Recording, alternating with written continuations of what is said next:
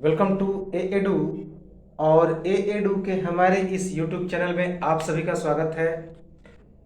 देखिए, हम लोग मध्यकालीन भारत के इतिहास को पढ़ रहे थे और मध्यकालीन भारत के इतिहास में हम लोगों ने तुगलक वंश को शुरू किया था और उसमें मोहम्मद बिन तुगलक को हमने पिछले वीडियो में समाप्त किया। आज हम लोग मोहम्मद बिन तुगलक के चचेरे भाई फिरोज शाह तुगलक के बारे में हम लोग चर्चा करेंगे। और तुगलक वंश का यही एक महत्वपूर्ण शासक, अंतिम कह सकते हैं। इसके बाद जितने सारे शासक आएंगे वे नाम मात्र के होंगे, जिनके बारे में हम लोग थोड़ा बहुत जानकारी रखेंगे और उसके बाद इसे समाप्त कर लेंगे। तो चलिए हम लोग शुरू करते हैं फिरोज शाह तुगलक के बारे में, तुगलक वंश की एक नए शासक की ओर। सबसे पहले फिर आपको याद होगा कि 20 मार्च 1351 ईस्वी को मोहम्मद बिन तुगलक की सिंध के निकट गोंडला में मृत्यु हो जाती है, जब वह सिंध पर अभियान करने चलता है। तभी उसके ठीक कुछ ही दिनों के बाद 1351 में लगभग 3 दिनों के बाद 23 मार्च 1351 को उसका चचेरा भाई फिरोज शाह तुगलक दिल्ली सल्तनत का नया शासक बनता है। तो चलिए उसके बारे में हम लोग कुछ जानकारी ले लें। सबसे पहले फिरोज शाह तुगलक का जो शासन काल होता है वह 37 बरस यानी कि 1351 से 1388 ईस्वी तक होता है। इसका जन्म 1309 ईस्वी को होता है। तो परिचय में हम लोग जाने कि फिरोज शाह तुगलक का जन्म 1309 ईस्वी को होता है। इसका जो शासनावधि है, शासनकाल 1351 ईस्वी से लेकर 1388 ईस्वी तक है, यानी कि लगभग 37 वर्ष। इसके पिता एक सिपह सलार थे। सिपह सलार यानी कि एक सेनापति थे। इनका नाम रजब था। तो फिरोज शाह तुगलक के पिता का नाम क्या था? रजब। और यह एक सिपह सलार थे। और रजब मोहम्मद बिन तुगलक के चाचा भी थे। इसी कारण मोहम्मद बिन तुगलक का चचेरा भाई था फिरोज शाह तुगलक। तो रजब मोहम्मद बिन तुगलक के चाचा थे। मोहम्मद बिन तुगलक का चचेरा भाई, अभी हमने बताया कि रजब का पुत्र था फिरोज शाह तुगलक और रजब मोहम्मद बिन तुगलक के चाचा थे। तो इस कारण जो फिरोज शाह तुगलक था वह मोहम्मद बिन तुगलक का चचेरा भाई था। याद रखेंगे। फिरोज शाह तुगलक की माता का नाम बीबी जैला थे। तो ये एक हिंदू समुदाय से ताल्लुकात रखती थी। यह राजपूत जाति से ताल्लुकात रखती थी। तो फिरोज शाह तुगलक की माता का नाम क्या था? बीबी जैला। दीपालपुर के भाटी राजपूत राणा माल की पुत्री थी। तो फिरोज शाह तुगलक की जो माता थी वह दीपालपुर के भाटी राजपूत राणा माल की पुत्री थी। याद रखेंगे इसे, यह परीक्षा में आया हुआ है कि जो फिरोज शाह तुगलक की माता थी वह किस जाति से संबंधित थी? तो राजपूत जाति से। कहाँ की? दीपालपुर के भाटी राजपूत राणा माल की पुत्री थी। याद रखेंगे, उसका नाम क्या था? बीबी जैला। फिरोज शाह तुगलक का 2 बार राज्याभिषेक हुआ। एक बार 23 मार्च 1351 ईस्वी को और दूसरी बार अगस्त 1351 ईस्वी में। तो प्रथम जो राज्याभिषेक हुआ वह 23 मार्च 1351 ईस्वी को ठट्टा में हुआ था। याद है, हमने पिछले वीडियो में बताया था कि जो मोहम्मद बिन तुगलक था उसकी मृत्यु ठट्टा यानी कि सिंध के निकट गोंडाल में हुआ था। तो उसी जगह ठट्टा में सिंध के निकट 23 मार्च 1351 ईस्वी को पहला राज्याभिषेक हुआ फिरोज शाह तुगलक का। द्वितीय राज्याभिषेक यानी कि जो दूसरा राज्याभिषेक हुआ था वह अगस्त 1351 ईस्वी में दिल्ली में हुआ था। तो पहली बार जब राज्याभिषेक हुआ सिंध में, तो वह सिंध को छोड़ दिया क्योंकि उसे दिल्ली को आगे बढ़ाना था। इसीलिए दूसरा बार अपना राज्याभिषेक किया। कब? अगस्त 1351 ईस्वी में दिल्ली में। कट्टर सुन्नी धर्मांध मुस्लिम, याद रखेंगे कि जो फिरोज शाह तुगलक था वह कट्टर मुस्लिम था, कट्टर सुन्नी मुस्लिम था।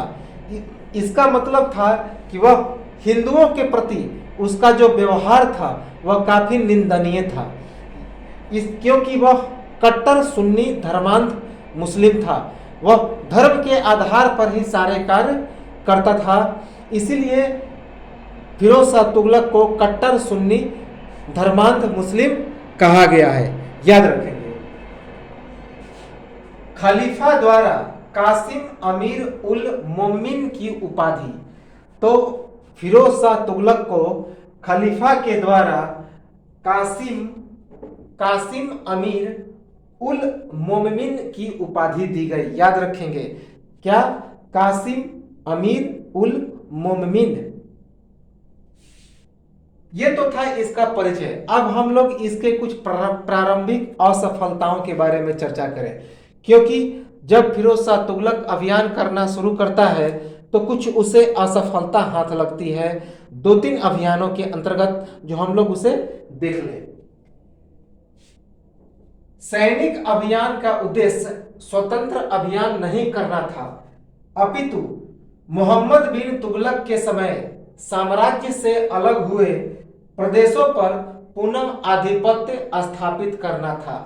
तो जो फिरोज शाह तुगलक था उसके सैनिक अभियान का उद्देश्य स्वतंत्र अभियान नहीं करना था, यानी कि अपने साम्राज्य का विकास नहीं करना था, बल्कि मोहम्मद बिन तुगलक के समय साम्राज्य से अलग हुए प्रदेशों पर पुनः आधिपत्य स्थापित करना था। यानी कि जो प्रदेश मोहम्मद बिन तुगलक के समय अलग हो गए थे उनको अपने साम्राज्य में शामिल करना था। तो यही फिरोज शाह तुगलक का उद्देश्य था, यानी कि साम्राज्य का विस्तार नहीं, बल्कि जो साम्राज्य मोहम्मद बिन तुगलक के समय अलग हो गए थे उसे अपने में शामिल करना था। 1353 ईस्वी में बंगाल पर आक्रमण करता है। तो 1353 ईस्वी में जो फिरोज शाह तुगलक था वह बंगाल पर आक्रमण करता है। उस समय बंगाल का शासक कौन था? तो शमसुद्दीन इलियास शाह। बंगाल के शासक शमसुद्दीन इलियास शाह विजयी हो जाता है और यह आक्रमण फिरोज शाह तुगलक का असफल हो जाता है। तो 1353 ईस्वी में फिरोज शाह तुगलक बंगाल पर आक्रमण करता है। उस समय वहां का शासक था शमसुद्दीन इलियास शाह। तो वह शमसुद्दीन इलियास शाह से पराजित हो जाता है और इस कारण यह जो बंगाल का आक्रमण था फिरोज शाह तुगलक का वह असफल हो जाता है। इकदला के किले में शरण। इसके बाद फिरोज शाह तुगलक बंगाल के इकदला के किले में शरण ले लेता है और उसके बाद इकदला का नाम आजादपुर तथा पांड्या का नाम फिरोजाबाद रखा। याद रखेंगे, इंपॉर्टेंट क्वेश्चन है कि जब 1353 ईस्वी में बंगाल पर आक्रमण करता है फिरोज शाह तुगलक, तो उस समय वहां का शासक था शमसुद्दीन इलियास शाह। शमसुद्दीन इलियास शाह से फिरोज शाह तुगलक पराजित हो जाता है और पराजित होने के बाद इकदला में शरण ले लेता है और बाद में इकदला का नाम आजादपुर रखता है तथा पांड्या का नाम फिरोजाबाद रखता है। इंपॉर्टेंट क्वेश्चन है। 1359 ईस्वी में एक बार फिर से वह बंगाल पर आक्रमण करता है और इस बार भी असफल हो जाता है। तो 1359 ईस्वी में बंगाल पर पुनः आक्रमण करता है और इसमें भी असफल हो जाता है। शमसुद्दीन इलियास शाह के पुत्र सिकंदर से पराजित।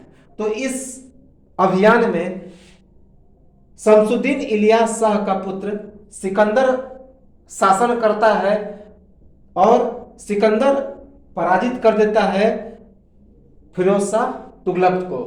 तो 1359 ईस्वी में एक बार फिर से बंगाल पर आक्रमण करता है फिरोज शाह तुगलक, लेकिन इस अभियान में भी वह पराजित हो जाता है। किससे?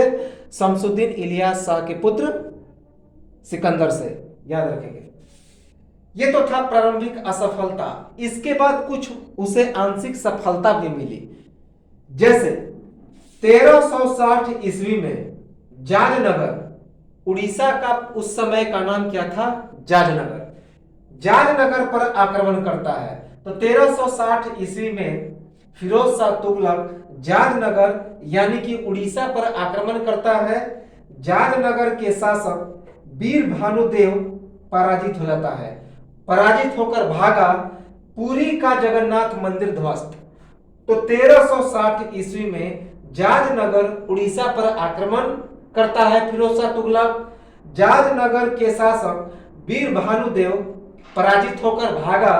पुरी का जगन्नाथ मंदिर ध्वस्त। तो इसमें कुछ आंशिक सफलता मिलती है फिरोज शाह तुगलक को 1360 ईस्वी में। 1360 ईस्वी में जाजनगर यानी कि उड़ीसा पर आक्रमण करता है। उस समय जाजनगर का शासक था वीर भानुदेव तृतीय। तो वीर भानुदेव तृतीय पराजित होकर भाग जाता है और फिरोज शाह तुगलक पुरी का जगन्नाथ मंदिर ध्वस्त कर देता है। आज भी हम लोग उसे देख सकते हैं। तो 1360 ईस्वी में यह परीक्षा में आया हुआ प्रश्न है, बहुत इंपॉर्टेंट क्वेश्चन है कि पुरी का जगन्नाथ मंदिर किसने ध्वस्त किया? तो फिरोज शाह तुगलक ने। कब किया? तो 1360 ईस्वी में। इसे आप लोग याद रखेंगे कि 1360 ईस्वी में पुरी का जगन्नाथ मंदिर फिरोज शाह तुगलक ने ध्वस्त किया। और उस समय का शासक कौन था? तो वीर भानुदेव तृतीय। और उड़ीसा का नाम क्या था? तो जाजनगर। याद रखेंगे। 1361 ईस्वी में हिमाचल प्रदेश के कांगड़ा जिले के नागरकोट पर आक्रमण ज्वालामुखी मंदिर को नष्ट किया। याद रखेंगे, यह भी इंपॉर्टेंट है, यह परीक्षा में आया हुआ प्रश्न है, यूपीएससी में पूछा गया है कि 1361 ईस्वी में हिमाचल प्रदेश के कांगड़ा जिले के नागरकोट पर आक्रमण करता है फिरोज शाह तुगलक। और यहां का एक प्रसिद्ध मंदिर था जिसका नाम था ज्वालामुखी मंदिर, इसे नष्ट कर देता है। तो 1361 ईस्वी में हिमाचल प्रदेश के कांगड़ा जिले के नागरकोट पर आक्रमण करता है फिरोज शाह तुगलक और वहां के ज्वालामुखी मंदिर को नष्ट कर देता है। 1362 ईस्वी सिंध पर आक्रमण। जाम बाबनियों की सेना से लड़ती हुई सुल्तान की सेना लगभग 6 महीने रेगिस्तान में फंसी रही। कालांतर में जाम बाबनियों की अधीनता स्वीकार कर ली गई तथा जाम बाबनी वार्षिक कर देने हेतु सहमत हो गए। देखिए 1362 ईस्वी में फिरोज शाह तुगलक सिंध पर आक्रमण करता है। वहां पर एक वंश का शासन होता है जिसका नाम था जाम बाबनी। तो जाम बाबनियों की सेना से लड़ती हुई सुल्तान की सेना लगभग 6 महीने रेगिस्तान में फंसी रही। बाद में जाम बाबनी की सेना फिरोज शाह तुगलक की अधीनता स्वीकार कर लेते हैं। ये फिरोज शाह तुगलक की पराधीन हो जाते हैं और जाम बाबनी वार्षिक कर देने के लिए राजी हो जाते हैं, सहमत हो जाते हैं। तो 1362 ईस्वी में फिरोज शाह तुगलक सिंध पर आक्रमण करता है। उस समय वहां पर जाम बाबनियों का शासन होता है सिंध में और जाम बाबनियों की सेना से लड़ती हुई लगभग 6 महीनों तक फिरोज शाह तुगलक की सेना रेगिस्तान में फंसी रही। बाद में जाम बाबनियों की सेना ने फिरोज शाह तुगलक की अधीनता स्वीकार कर ली और जाम बाबनी वार्षिक कर देने के लिए सहमत हो गए। अब हम लोग आते हैं राजस्व व्यवस्था पर, कर व्यवस्था पे। टैक्स सिस्टम कैसा था, लगान सिस्टम कैसा था फिरोज शाह तुगलक के समय, उसे हम लोग देख लेते हैं। 24 कष्टदायक करों को समाप्त किया तथा शोधन ऋण जो एक प्रकार का कृषि ऋण था, इसे मोहम्मद बिन तुगलक ने शुरू किया था। 24 कष्टदायक करों को समाप्त किया तथा शोधन ऋण जो एक प्रकार का कृषि ऋण था सहित सभी कर्जे माफ, क्योंकि शरीयत यानी कि इस्लामी कानून में नहीं होने के कारण।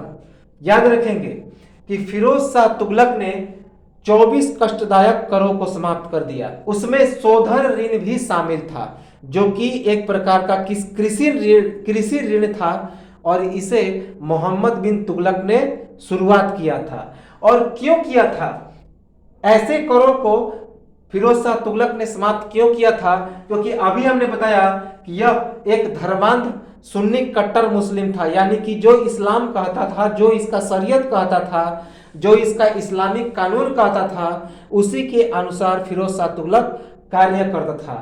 तो इसके शरीयत में 24 कष्टदायक करों का वर्णन नहीं था, शोधन ऋण के बारे में भी वर्णन नहीं था।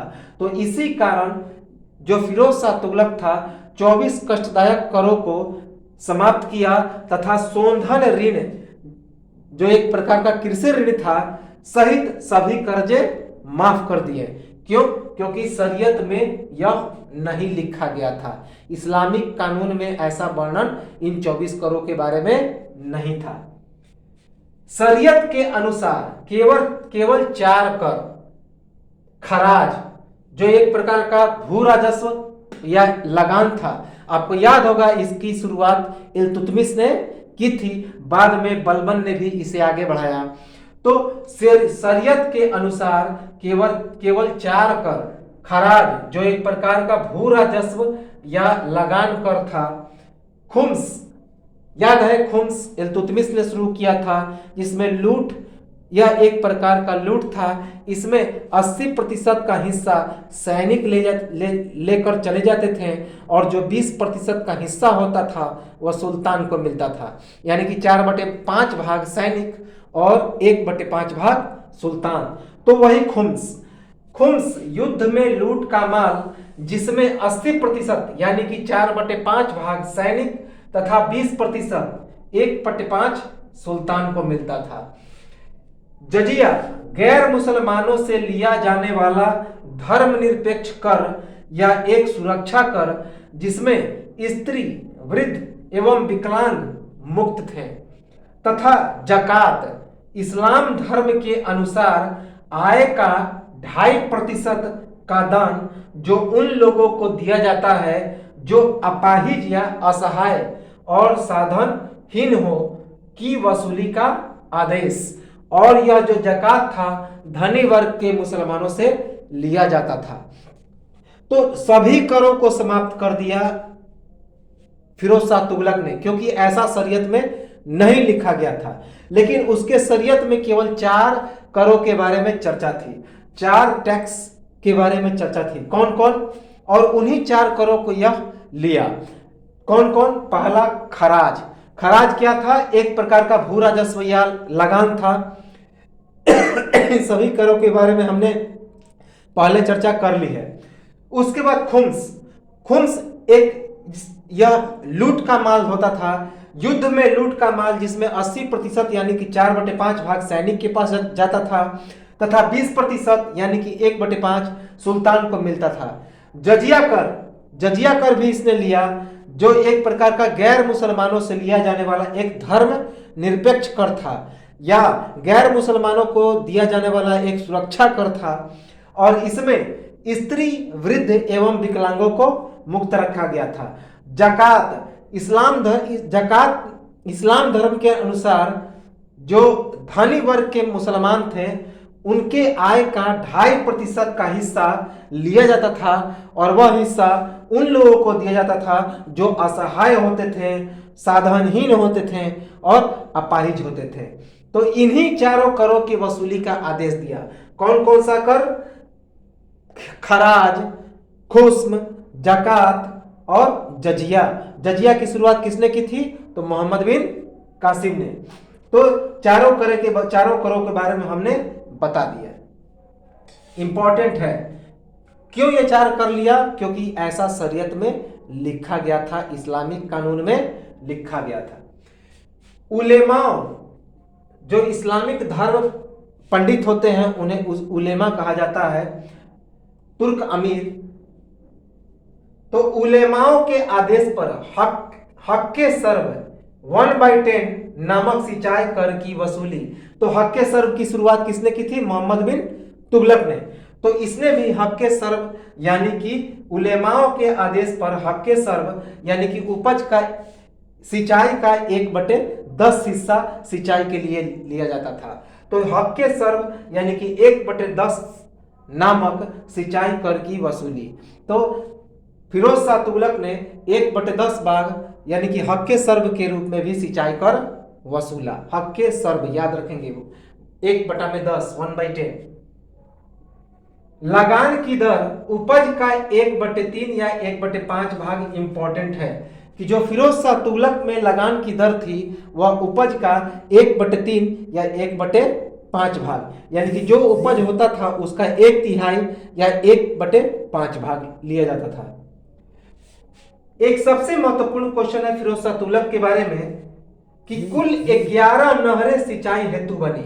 इसने सिंचाई हेतु 11 नहरों का निर्माण किया, जिसमें 5 सबसे महत्वपूर्ण नहर थे। याद रखेंगे कि फिरोज शाह तुगलक ने सिंचाई हेतु 11 नहरों का निर्माण किया, जिसमें 5 सबसे महत्वपूर्ण नहरें थी। कौन कौन? यमुना नदी से हिसार, इसकी लंबाई कितनी थी? तो 150 मील। तो 150 मील पहला जो था यमुना नदी से हिसार, इसकी लंबाई 150 मील थी। दूसरा सतलुज नदी से घग्गर नदी, सतलुज नदी से घग्गर नदी, इसकी लंबाई कितनी? 96 मील। याद रखेंगे। तीसरा सिरमौर की पहाड़ी से हांसी तक, सिरमौर की पहाड़ी से हांसी तक। चौथा घग्गर से फिरोजाबाद, तो चौथा कहां से कहां तक? घग्गर से फिरोजाबाद। और पांचवा यमुना से फिरोजाबाद। तो फिरोज शाह तुगलक ने कुल 11 नहरों का निर्माण किया। यह बहुत ही महत्वपूर्ण क्वेश्चन है, जिसमें 5 प्रमुख नहरें थी। कौन कौन? यमुना नदी से हिसार 150 मील, सतलुज नदी से घग्गर नदी 96 मील, सिरमौर की पहाड़ी से हांसी तक, घग्गर से फिरोजाबाद और पांचवा यमुना से फिरोजाबाद। फलों की गुणवत्ता को बढ़ाने हेतु फलों के लगभग 1200 बागों का निर्माण। तो फिरोज शाह तुगलक ने फलों की गुणवत्ता को बढ़ाने के लिए लगभग 1200 बगीचों या 1200 बागों का, फलों के 1200 बागों का निर्माण किया।